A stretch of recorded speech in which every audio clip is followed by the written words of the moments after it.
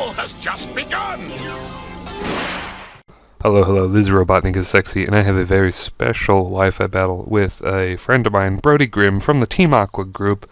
Very good player. This match has gotten the Robotnik bump.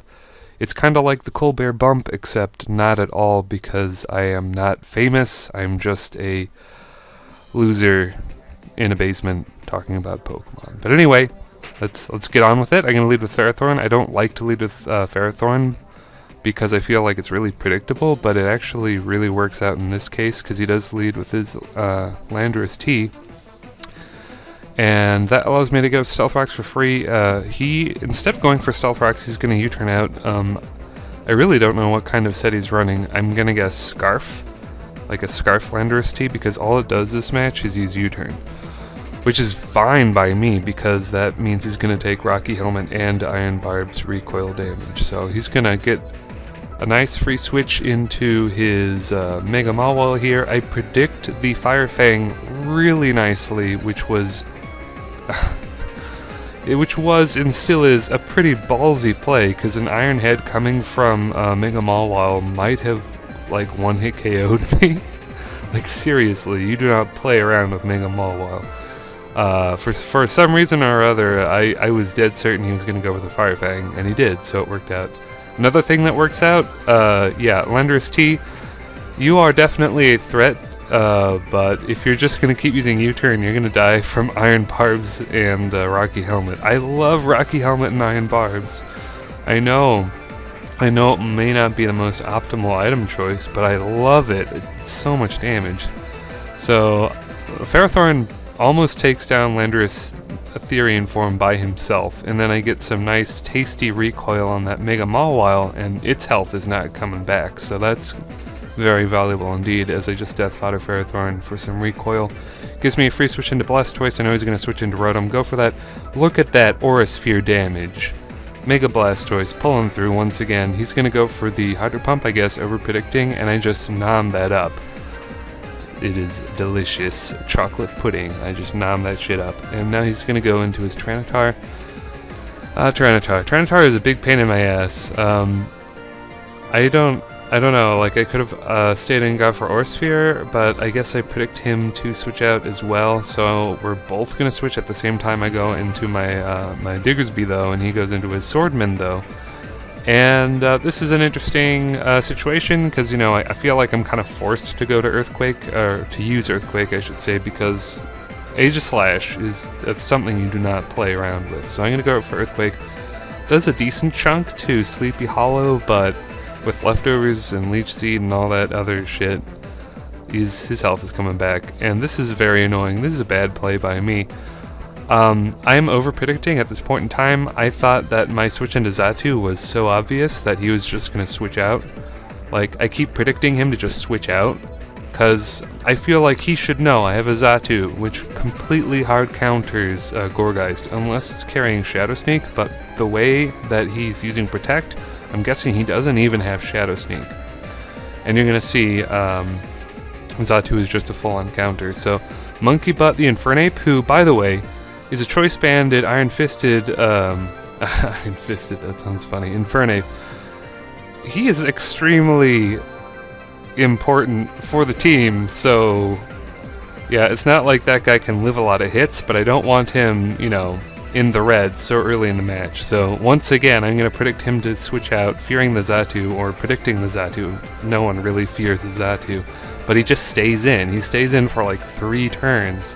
So now I finally go into Xatu, and surely he'll switch out now, and do I use U-turn here? That would be really smart. No, I go for the Reflect. Oh my gosh. And this Tyranitar is a problem, because I don't really know what kind of set it is. I see leftovers, so I'm thinking, okay, he'll probably go for Stone Edge or Crunch or something. Reflect should be enough, so I'm going to go into Popeye here, which, by the way, is my 5 IV Diggersby. This is his debut match. He goes for Ice Beam. Thank God I have those, the 31 IV in Special Defense. It does a shit ton. It does way too much damage, but still, I take it poorly. Yeah, Diggersby is another Infernape-like Pokemon who can be a winning condition, so I don't really want him switching into those powerful attacks. I'm just going to go for the safe U-turn here. He death fodders this Landorus Therian, so that kind of, you know, if you're belly aching about Pokebank making 6 IV shiny legendaries more readily possible, just consider this match. I basically kill a Landorus T with Ferrothorn. I'm not complaining. I'm Landorus Therian, he's good, but he can be dealt with. Okay. I just glanced over a very important turn. I go for Dark Pulse with Mega Blastoise. This is a turning point in the battle. I'm starting to get a little scared because I activate his weakness policy and then he just one-shots me with Sacred Sword. So future reference, everybody. If you're Mega Blastoise, go for Water Pulse, because weakness policy is something you cannot afford, which is funny, because that's like a pun, that's like a joke, right? So once again, his Gourgeist is just tanking everything I have. This time I'm not gonna pussyfoot around, I'm just gonna go straight into Xatu. And now I U-turn, surely. Surely I U-turn now. Do I keep setting up screens? I think I do. Yeah, I just set up more screens. See, it's like, when Xatu comes out, it's so obvious that they're going to switch out, but I guess I wanted to get my screens up. But I don't know. I'm not really sure how important that was. But, well, you know, I guess I figured I did this because even if I U-turn out, get the switch advantage, I'm just going to go into Diggersby, and then he's just going to go into Gourgeist again. And 2 Earthquakes is not going to do near enough to Gourgeist, unfortunately. I think he would have been probably in the yellow, and he could have Will-O-Wisp me, which is something I definitely can't afford. So I guess that's why I just stay in and go with screens. I also, this sounds a bit, oh, what's the word? Where you enjoy pain. It sounds weird, but I do want damage on Xatu because I want to be able to death fodder him later. So I'm completely fine with eating a Pursuit.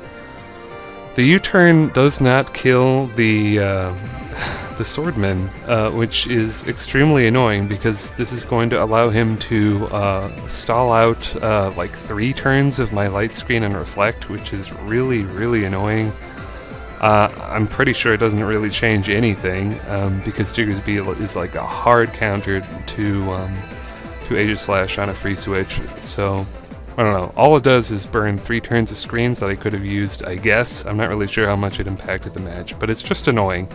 I want that sword dead. It lives, I think he said it literally lived on 1 HP, so that's shitty. I'm gonna make a bad play again. Should have thrown up a sub.